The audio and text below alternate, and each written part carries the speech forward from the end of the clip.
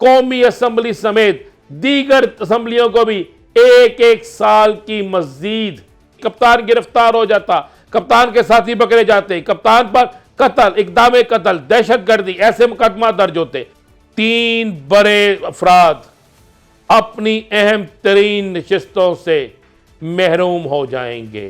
Plan 2 क्या था ये आपको बताता हूं, जो बड़ा अहम तरीन है। मेरे पास मुसद्दक़ा ज़राए से इत्तला यह है कि कप्तान के इल्म में यह बात आ चुकी थी। इस ऐलान के बाद हुकूमत का मंसूबा 1 फ्लॉप हो गया, बल्कि हुकूमत को लेने के देने पड़ जाते हैं। और कोशिश की गई कि किसी तरीके से चौधरी परवेज इलाही को राजी किया जाए। चौधरी परवेज इलाही की फैमिली से इसी दिसंबर के महीने में असम्बलियां तहरील होंगी और फिर दमादम मस्त कलंदर होगा।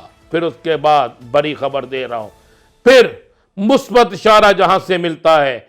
डिजिटल पाकिस्तान की वीडियोस देखने के लिए हमारा चैनल सब्सक्राइब कीजिए और बेल आइकॉन को प्रेस कीजिए ताकि आप हर वीडियो से बाखबर रह सकें। बिस्मिल्लाहिर्रहमानिर्रहीम, अस्सलातु वस्सलामु अलैका या सय्यदी या रसूल अल्लाह, अस्सलातु वस्सलामु अलैका या सय्यदी या हबीब अल्लाह।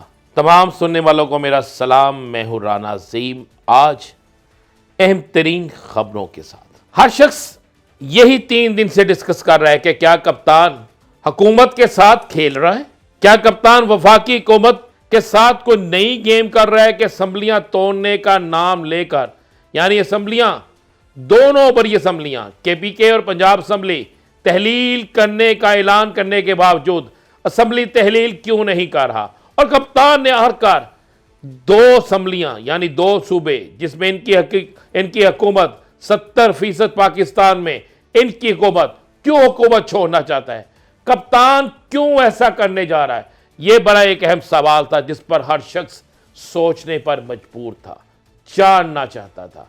और फिर कप्तान ने अचानक यू टर्न क्यों लिया, क्यों कप्तान ने अचानक मुज़ाकरात की बात की और उसके जवाब में हुकूमत ने आज सख्त तरीन लहजा क्यों इख्तियार किया।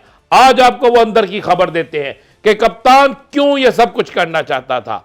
मेरे पास मुसद्दक़ा ज़राए से इत्तला यह है कि कप्तान के इल्म में यह बात आ चुकी थी कि बाकायदा हुकूमत और कुछ और बाअसर कुव्वतें मिलकर एक नई प्लानिंग बना रही हैं और उसमें इलेक्शन कमीशन बाकायदा शामिल है। प्लानिंग यह थी कि हुकूमत जो है ये कप्तान को नहल करेगी, कप्तान को टफ टाइम देगी, कप्तान के कुछ लोगों को तोड़ेगी और फिर आहिस्ता आहिस्ता यह सिलसिला चलता रहेगा। पहली प्लानिंग यह थी कप्तान इस्लामाबाद आए, कप्तान इस्लामाबाद आता, वहां पे खून रेजी होती, कप्तान गिरफ्तार हो जाता, कप्तान के साथी पकड़े जाते, कप्तान पर कत्ल, इक़दाम कत्ल, दहशतगर्दी ऐसे मुकदमा दर्ज होते। लेकिन कप्तान ने छक्का मारा, पिंडी जलसा किया, कुव्वत का सियासी कुव्वत का मुजाहरा किया और उस सियासी कुव्वत के मुजाहरे के बाद कप्तान का एक ऐसा ऐलान कि दोनों असम्बलियों से इस्तीफे, यानी दोनों असम्बलियां खत्म करने का ऐलान किया कि दोनों असम्बलियां तहलील कर दी जाएंगी। इस ऐलान के बाद हुकूमत का मंसूबा 1 फ्लॉप हो गया, बल्कि हुकूमत को लेने के देने पड़ जाते हैं। इस दौरान में हुकूमत अपने प्लान 2 पर काम शुरू कर देती है। प्लान 2 क्या था ये आपको बताता हूं, जो बड़ा अहम तरीन है। प्लान 2 ये था कि हुकूमत ने उसी वक्त फैसला कर लिया कि अब वो ये गेम खेलेगी कि कप्तान को टफ टाइम देने के लिए कुछ लोगों की ड्यूटी लगाएगी कि कप्तान की हर सूरत में कप्तान को रोका जाए, कप्तान के लोगों को तोड़ा जाए, परवेज इलाही को तोड़कर कोई ऐसा तासर दिया जाए कि पंजाब असम्बली नहीं टूटेगी। और इसके लिए बाकायदा आसफ अली जरदारी की ड्यूटी लगी। पाकिस्तान के एक बड़े मीडिया हाउस के कुछ ज़िम्मेदारान की ड्यूटी लगी और कुछ और लोगों को इस्तेमाल किया गया, जिसमें मौलाना फजलुर रहमान भी शामिल हैं। और कोशिश की गई कि किसी तरीके से चौधरी परवेज इलाही को राजी किया जाए। चौधरी परवेज इलाही की फैमिली से एक शख्स को यह पैगाम दे के भेजा गया कि मियां नवाज शरीफ भी आपकी वजारत आला पर राजी हैं, नून लीग आपकी सपोर्ट करेगी, वफाकी हुकूमत आपको सपोर्ट देगी, आप तहरीक इंसाफ का साथ छोड़ दें। मगर चौधरी परवेज इलाही के स्टैंड ले जाने के बाद इनको एक परेशानी लाहक हो जाती है। प्लानिंग यह थी कि चौधरी परवेज इलाही स्टैंड ले जाता है, तो उसके बाद ये क्या करते हैं कि उसके बाद ये इसी दिसंबर में या जनवरी के महीने में कौमी असम्बली के अंदर एक करारदाद पेश करते हैं और उस करारदाद के जरिए एक आईनी शिक निकालते हैं कि मुल्क के मुआशी हालात बेहतर नहीं हैं, मुल्क के मुआशी हालात इस कदर बुरे हैं कि पाकिस्तान में इलेक्शन मुमकिन नहीं है, लिहाजा कौमी असम्बली समेत दीगर असम्बलियों को भी एक एक साल की मजीद वक़्त दिया जाए। यानी लालच तमाम सूबों को दिया जाता। आसफ अली जरदारी इस पर राजी, बलोचिस्तान इस पर राजी और खुद वफाकी हुकूमत इस पर राजी, जाली अपोजिशन लीडर राजा रियाज इस पर राजी थे। कप्तान को यह सारी बात का इल्म हो चुका था। दूसरी तरफ परवेज लाई ने कप्तान के साथ खड़े होने का ऐलान कर दिया। केपीके गवर्नमेंट ने पैसे पहले ही सबसे पहले कप्तान को फ्री हैंड दे दिया और परवेज लाई ने अपना असम्बली तोड़ने के तमाम मामला जो थे वो इमरान खान के हवाले कर दिए, क्योंकि कानून के मुताबिक अगर 2 बड़ी असम्बलियां डिसॉल्व हो जाती हैं तो फिर किसी सूरत में भी अगर ये चाहें भी तो वो करारदाद पेश करके मंजूर नहीं करवा सकते कि इन्हें मजीद हुकूमत का वक्त मिले।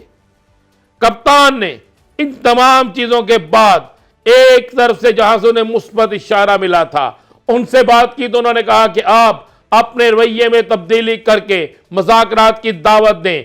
कप्तान ने मुज़ाकरात की दावत दी। मुज़ाकरात की दावत के बाद कप्तान का मजाक उड़ाया गया, गलत ट्वीट किए गए और अचानक 2 वज़रा की प्रेस कॉन्फ्रेंस, उसमें ललकार दिया गया, क्योंकि हदायत थी मरियम नवाज शरीफ की तरफ से कि किसी सूरत में भी इमरान खान से मुज़ाकरात नहीं होंगे।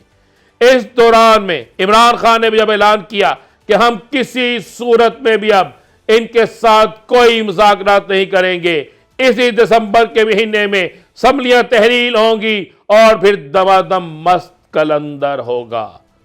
इसके बाद शहबाज शरीफ जो किसी से कुछ वादा करके आया था और बहुत से लोग जो कहीं ना कहीं से वादा करके आए थे, उनमें तसल्ली मच गई और फिर उसके बाद बड़ी खबर दे रहा हूं, फिर मुस्बत इशारा जहां से मिलता है उस तरफ से फिर यह पैगाम आया कि अभी आप 2 से 4 दिन रुक जाएं किसी भी बड़े फैसले से, हम इनको कोशिश करते हैं राह पे ले आए ताकि इलेक्शन एक ही वक्त में हो और एक ही वक्त में इलेक्शन होने से मुल्क के अंदर मुआशी इस्तेहकाम आ सके। जिसके बाद कप्तान ने चंद दिन का टाइम दिया है, यानी इसी हफ्ते के अंदर अंदर अगर उस तरफ से मुस्बत जवाब ना आया तो कप्तान ना सिर्फ असम्बलियां तहलील करेगा, बल्कि आपको एक बड़ी खबर देता चलो, कप्तान की असम्बलियां तहलील होने के बाद 3 बड़े अफराद अपनी अहम तरीन नशिस्तों से महरूम हो जाएंगे और तीनों बड़े अफराद का तल्लक वफाकी हुकूमत और वफाकी अदारे से है। वो तीनों कौन होंगे, अगली मुलाकात में आप उन तीनों के नाम बताएंगे।